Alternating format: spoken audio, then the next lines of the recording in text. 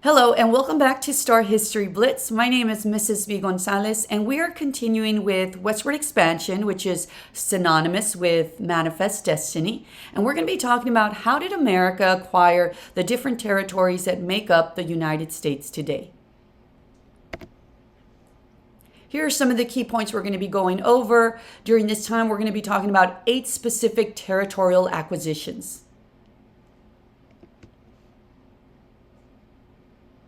All right, so we're going to be going pretty fast and furious here. So make sure that you do pause and do go back and practice as we're going through this because it is a lot of information. We're going to be using this strategy to remember chronologically the territories that were acquired that became part of the United States. We're going to be using just try listening for today, OMG. Each colored letter represents a territory that the United States acquired. So again, say it with me, just try listening for today, OMG. And the OMG are 3 different territories, all right? So make sure that you pause and that you practice. And as you're practicing, put your finger on the screen and follow along. So just try listening for today, OMG, because that will also help you remember the order that each territory was acquired. Starting with the very first one, the J for just stands for Jamestown. Jamestown was our first permanent English settlement established in 1607. This was a British colony. Eventually, we get 12 other British colonies that came, and they all came for different reasons. Escaping persecution, seeking religious freedom, commercial profit, meaning wanting to make money, political, setting up royal colonies, and social, people wanting to start a new life because maybe they were criminals and debtors in Britain. So, first piece of territory, 13 original colonies, Jamestown between the Appalachian Mountains right here and the Atlantic Ocean. Let's move on to the second one. I call this the Treaty of Paris. Just try. Why the Treaty of Paris? Because in 1783, America and Britain signed this treaty that ends officially the American Revolution, and the United States is now an independent nation. And so now the United States stretches from the Atlantic Ocean all the way to the Mississippi River, which is right here. As we continue, in 1803, Thomas Jefferson purchases the Louisiana Territory from France. Overnight, this doubles the size of the United States.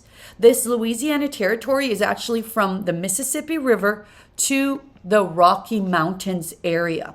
Now, why did Jefferson want this land? He actually originally only wanted the port of New Orleans, which would control the Mississippi River. Why do we want control of a river? Natural resources and transportation. And so Napoleon Bonaparte was busy fighting a war and said, I'll sell you the whole thing. We purchased it. It doubled the size. Later, Jefferson sent these explorers, Lewis and Clark, to go on an expedition. Sacagawea becomes a Native American guide and translator throughout the journey. And they actually follow here the Missouri River and end up reaching the Pacific Ocean. So just try listening. So now the United States stretches from the Atlantic all the way to the Rocky Mountains. So the next one is the F, which stands for Florida. In 1819, the United States signs the Adams-Onis Treaty with Spain. This is the only territory that we get specifically directly from Spain. We get this territory of Florida from Spain because there was a lot of things that were happening. There was Seminole Indians living in Florida that were attacking, American plantation owners. There were also African American slaves that were running away to Florida. And so just to kind of make things easier for everybody, Spain was like, okay, we'll go ahead and give it to you. Just give us, $5 million. And we're like, okay, fine. So just try listening for is Florida. As we move forward, let's get with Texas. Just try listening for today. Now, Texas is a little tricky because Texas is an independent republic. They are by themselves, the Lone Star State. In 1845, they asked the United States if we will annex them, meaning can we add them to the United States of America? And we do. Texas becomes the 28th state in the United States of America. It is a slave state, meaning it's added and slavery is allowed. Now, our president during that time is James K. Polk, and he is ecstatic. It didn't cost us anything. It was easy. He was committed to manifest destiny, and so he was excited about this new acquisition, right? This annexation of Texas. Now, the only issue becomes a border dispute. We're going to be talking about this in a little bit, but there's an issue with Mexico saying that the border of Texas is the Nueces River, while the United States is saying, no, it's the Rio Grande River. Eventually, this leads to war with Mexico. But let's continue for now. We're going to move on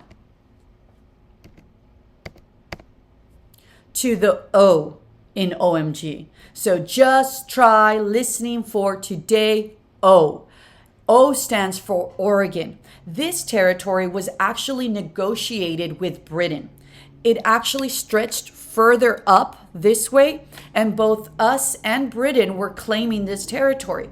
But we didn't want to go to war with Britain for a third time, and so we said, hey, 54-40 or fight. Either we divide the land or we're going to end up going to war again. And of course, neither one of the countries wanted to do that. And so we negotiated and we divided that territory. And that's how we acquired Oregon, that allowed us to reach the Pacific Ocean. And James K. Polk was finally achieving manifest destiny with us acquiring the territory of Oregon. Let's go back to Texas. Remember I mentioned there was this dispute. We annexed Texas, but Mexico said, go ahead and keep Texas, but the border is the Nueces. And America said, no, the border is the Rio Grande. We sent soldiers, they sent soldiers. There was aggression, right, and fighting. Eventually, we went to war with Mexico, which was the U.S.-Mexican War. And so there was a lot of battles, and we had some famous generals that later became presidents, General Zachary Taylor. But nonetheless, we fought this war, and the United States wins. We signed the Treaty of Guadalupe Hidalgo with Mexico in 1848. Because after every war, there's a treaty. And the treaty basically says, you win this, we lose that, or vice versa. And so what did America gain? One, the Rio Grande River is the border of Texas. Two, Mexico gave up or ceded all of this territory on the western part of the continent, which is California, present day Nevada, Utah, parts of Arizona, and Colorado. So we get all of this territory after we signed the Treaty of Guadalupe Hidalgo. This becomes known as the Mexican Cession in 1848. We got it from Mexico after we fought that war. So again, just try listening for today, OM, which is Mexican Cession. Now, we got the land, the Mexican Cession, that included California. We got that in 1848. Well, a year later, they find gold in California in 1849 in Sutter's Mill, which was a mill that was there in California. People start rushing from the East Coast all the way to try and strike it rich because everybody's hearing about this gold. These men become known as 49ers. We also get people from Asia. Remember, if you're in California, you have the Pacific Ocean here. You keep moving west, you're going to hit the continent of Asia. And so all these Chinese immigrants also start coming over, hoping to, become rich with the gold there. It's important for you to know that gold has many different synonyms when we're discussing this era. You have gold, precious metals, minerals and ores, or even sediments, which are what's found in the riverbeds. So because of this economic boom, the population in California goes skyrocket, right? It skyrockets. So eventually a year later in 1850, California is admitted as a state because it has enough population, and it's actually admitted as a free state to the United States of America. Last piece of territory is known as the Gadsden Purchase, and we got this from Mexico in 1853. And the reason why we paid $10 million for this land is because we really, really needed it to complete a railroad that we were building. We actually wanted to connect the port of New Orleans all the way to this very important port in California, which is San Francisco. But in order to do that, the easiest and best piece of land was through Mexican territory right here. So we purchased it from Mexico for $10 million. This was known as the Gadsden Purchase. And so this officially completes the territories that were acquired during this era of westward expansion. Now, it's also important for you to know this next word, contiguous United States. This makes up the contiguous United States. That is all the states that touch each other. Do we have other states that are part of the United States of America? Yes, like Hawaii and Alaska, but those are not touching the United States. These are. And so that completes westward expansion, manifest destiny. We stretch from the Atlantic to the Pacific. One more thing I need you to know is it's important to know the original European land claims. For example, California. Who originally owned California? What was the first European country that colonized there? It was Spain, right? That's why you have cities like Los Angeles, Sacramento, San Diego, because they're all saints, right? And Spain came to spread their religion. Same thing in Texas. The original European land claim was Spain. That's why we have San Antonio, right? Florida was also Spain. But then I need you to know this next piece of information. Florida was only ever owned by Spain and then the United States. Texas and California were both owned by Spain, then Mexico, and then they became part of the United States. All right? So it's important to know those differences. Florida was never owned by Mexico. Louisiana came from France. The 13 original colonies, Treaty of Paris, and Oregon, Britain.